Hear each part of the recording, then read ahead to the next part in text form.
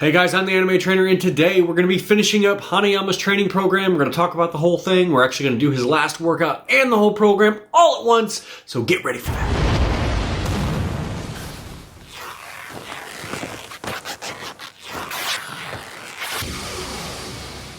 Beautiful. Today we're going to be covering his final workout, and we are also going to be doing the full program at the end so you guys know how all of that works together. The first part of this workout is a variation of some exercises that we've previously done in Hanayama A, B, and C. So we're going to start off with sumo squats, 3 sets of 5 reps, sumo deadlift, 3 sets of 5 reps, and suitcase deadlift, 3 sets of 5 reps. The sumo squat and the sumo deadlift, feet are very wide, wider than shoulder width. Your toes are pointed out at about 45 degrees, and you'll see that you're not going down quite so far in the sumo squat, and your chest is going to be coming down a little further than in the normal squat, where your chest is going to be more upright. In both the sumo squat and the sumo deadlift, you're going to need to make sure that you're really driving your knees out so that they don't fall in toward the midline of your body. And you also probably should not do it with heels on. You want to do it in flat shoes or bare feet, because if you do the exercise with your heels elevated, it actually makes it easier for your knees to fall in toward the midline of your body, and we don't want that to happen. Both the sumo squat and the sumo deadlift should be at the same weights that you did the conventional squat and the conventional deadlift in the previous workouts. You're basically using these two exercises to work the same muscle groups in a similar movement pattern. Now with the suitcase deadlift, that is going to require a little bit more explanation. You're going to make sure that you're really, really close to the bar. You're going to have to be really close to the middle, because if you don't grab it directly in the middle, it's going to go all over the place.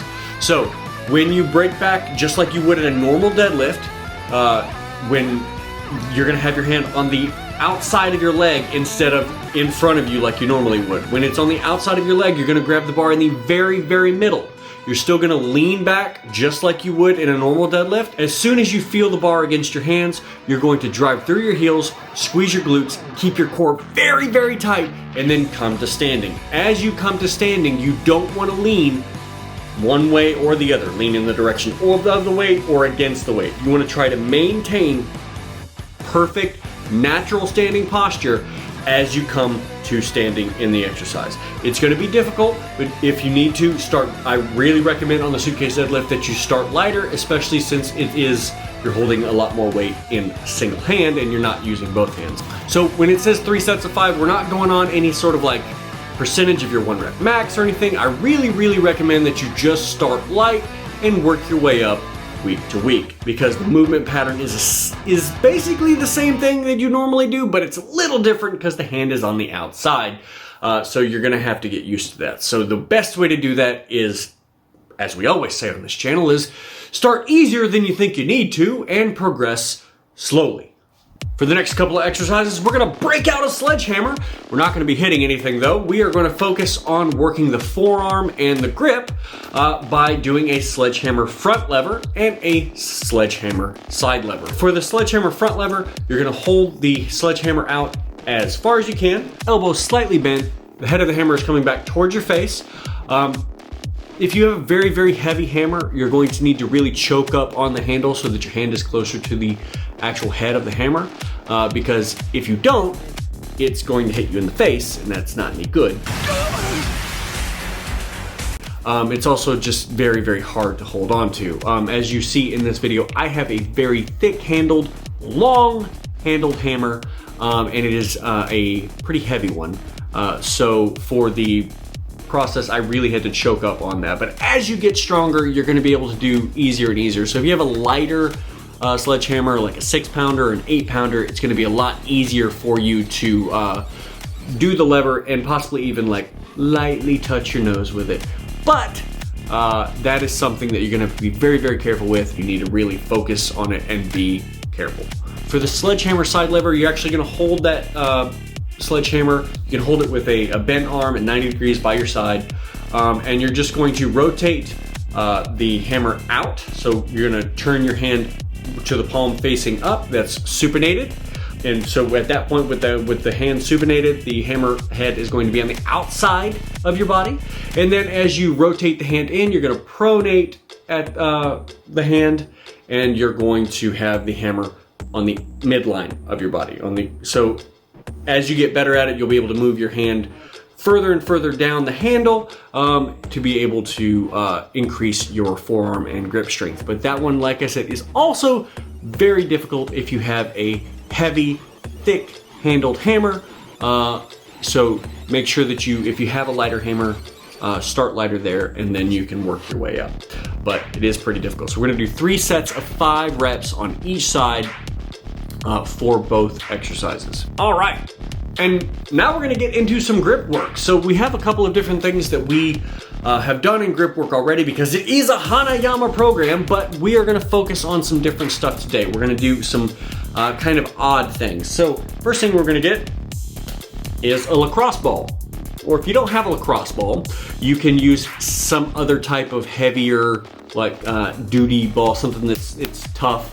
I wouldn't use a tennis ball because a tennis ball is really easy to squeeze. If you had like a billiards ball or pool ball or something like that, that would work too. You're just gonna grab that ball and you're going to squeeze it as hard as you can. You're just gonna squeeze, squeeze, squeeze. And you're obviously not gonna be able to break it because it is very, very solid. But it is going to train you to be able to exert as much force as you possibly can onto a ball-shaped object. So, or an actual just ball. So that's gonna train you to be able to crush something in your hand. So what we're gonna do is we're gonna do 3 max effort squeezes on each side. So when I say max effort squeezes, you're gonna squeeze as hard as you can until you have to stop. Okay, all right, that's enough. So you're gonna learn some things about your grip strength in that time. You're gonna feel it fluctuate. You're gonna start to feel like, okay, have I reached my maximum, the hardest that I can squeeze? And then when does that start to taper off? So it's sort of like a way for you to be able to feel that out. The next thing we're gonna do is card tearing. Now, I don't recommend that you actually start with a deck of cards or something like that because I feel like that's going to get expensive.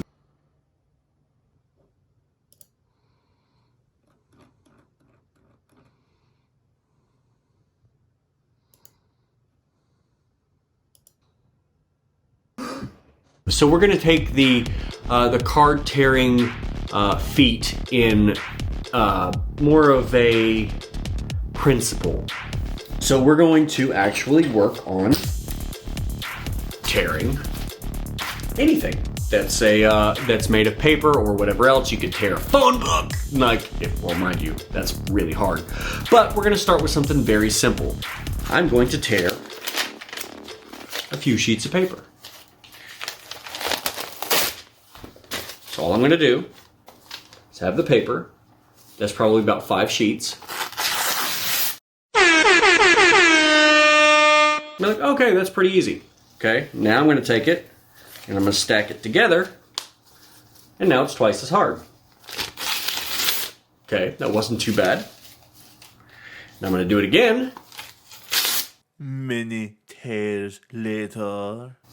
You see, very quickly, it starts to get pretty rough. So if I start with 10, that first one, feel a little bit on there. And then I've got double, so now I've got 20. Even more tears later. Woo! It's starting to get on there. Ooh. Okay, got that one. Oh, now this is 80. I pretty much guarantee I'm not going to be able to rip this, but we're going to give it a go.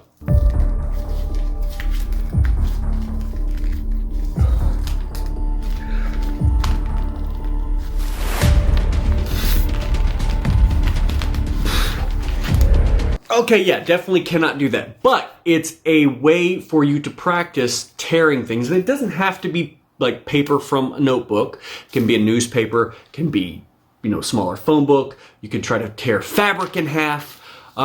Try to tear different things of different qualities, and that will teach you how you're going to need to exert force on those things. And it's going to be a lot of force in your pinching between the forefinger and the thumb. And then sometimes it's going to be, if you can get your hands on it, it's going to be pinch grip with all 4 fingers against the palm. And so you'll just have to kind of play with it. The next thing that we're gonna do is I'm going to show you a useful tool that you can literally put on any dumbbell or even a barbell to increase your grip training. And so it's a pretty useful tool. It's a pool noodle. So this pool noodle doesn't have a hole in it. When I bought it online, I thought it did.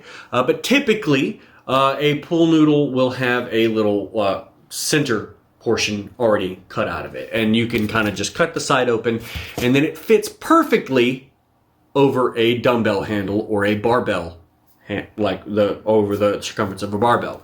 And then you can just take it and duct tape that sucker, and then you've added basic homemade fat grips. And not just homemade fat grips, but it gives a little bit.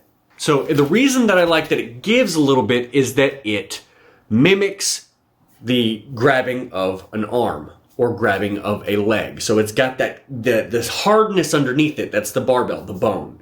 And then on top of it, it gives a little bit. So that's what this is. It gives a little bit until you get to the barbell, and then it is more difficult. So you can do curls like that. You can do dumbbell or barbell deadlifts like that. You can do a snatch like that. Anything you want to do that you can do with a dumbbell or a barbell, you add this little fella to it, and next thing you know, it's that much harder on your grip. But please start light, because if you start to do like a dumbbell snatch with something that you think you can handle and you put this thing on here, you're gonna throw it, and that's not good. You end up smashing something or somebody. But right here, for instance, even without putting it on something, you can just take it, grab it, and mimic like you're trying to crush someone's arm, like Hanayama would. And you can feel that give. And you can just imagine what it would be like to have it on a bar. Or you can just put it on the bar and have fun with it. So I do, on something like this, we want to try to just experiment with it. So you might do 3 sets of dumbbell curls until your grip gives out, or you might do farmer's carry until your grip gives out with the pool noodle, or you might do any number of exercises. This is kind of like playtime with doing different things to get used to gripping like that. On that note, if you have done any of the stuff or made any of the equipment from the Iron Palm series, which we've done several videos on Iron Palm, you can check those out here. You may have made a roller bar.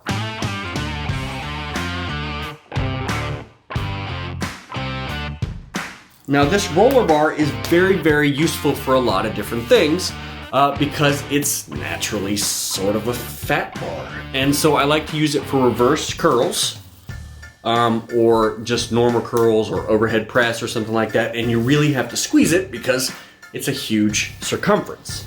This last little section of grip work is really just you practicing gripping different things. So you can do, you've got the lacrosse ball squeeze, you're gonna tear cards, quote unquote, you're gonna do different exercises with the pool noodle, and you're also going to do, grab different things, like for instance, you might grab a brick or grab the roller bar, or you might practice different squeezes on the grippers. So you might, for instance, squeeze it and then do a negative.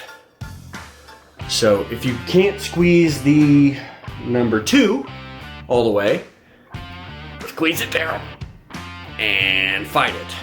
And then switch hands, squeeze it down and fight it. So this, we're really focusing on as much grip stuff as we possibly can in this last workout. So we have in the Hanayama D workout, we're going to be doing the sumo squat, sumo deadlift, do a couple of things with the sledgehammer to kind of work the forearm and the shoulder. And then we're really just going to be focusing the rest of the time on grip stuff. That's the vast majority of what we're going to do. And then at the very end, after you're done with all the grip stuff, we're going to spend a little bit of time working on some striking. So we're going to do 10 full power straights on each side, 10 full power 1-2s on each side, and then 10 full power hooks on each side. So we're gonna work a little bit on some striking so that we've got a couple of days a week that we're working on hitting things, because Hanayama has a nasty, nasty punch. So we've talked about the final Hanayama workout. This is Hanayama workout D.